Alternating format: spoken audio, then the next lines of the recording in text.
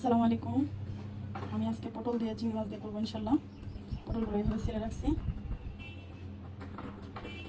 আর হচ্ছে পটলের খোসাগুলো দিয়ে ভর্তা বানাবো এই যে চিংড়ি মাছ দিয়ে ইনশাল্লাহ। আলহামদুলিল্লাহ পটল আর চিংড়ি, আর এখানে হচ্ছে পাঙ্গাস মাছ।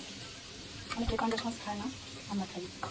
এখানে আমি চামড়াগুলো খুলে দিচ্ছি আর লেবুর রস আর লবণ দিয়ে মাখায় রাখছি।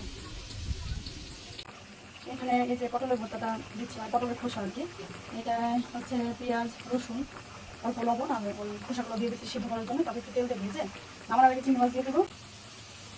পটলের যে পানি দিয়েছিলাম ওটা প্রায় শুকাই দিয়েছে, এখন এই যে চিংড়ি মাছগুলো দিয়ে দিব।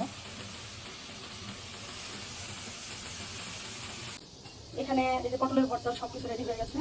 চিংড়ি মাছ, কাঁচামরিচ, আমি অনেক ঝাল দিচ্ছি, অনেকগুলো কাঁচামরিচ দিচ্ছি। আমার বাসায় অবশ্য একদম ঝাল খেতে পারে না, আর সবাই মোটামুটি খেতে পারে। আর এখানে ওই যে মাছ, পাঙ্গাস মাছটা একটু লবণ, তারপর হলুদের গুঁড়া, মরিচের গুঁড়া আর হচ্ছে লেবুর রস দিয়ে মাখায় রাখছি আধা ঘন্টা। এখন এই যে এখানে পেঁয়াজ করতে এসেছি, এটা একদম ভুনা ভুনা করবো। আর একেবারে বুঝে যায় না এটা যে পাঙ্গাস মাছ এইভাবে রান্না করলে মনে হয় বোয়াল মাছের মতো টেস্ট আসে, মোটামুটি অনেকটা মোটামুটি।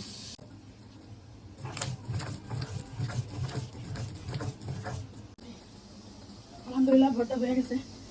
আমি আবার ভর্তাটা একদম মিহি করে বাটি না, একটু ছাকা ছাকা থাকে, আমার কাছে ভালো লাগে। এখানে একটু সরিষার তেল দিলাম।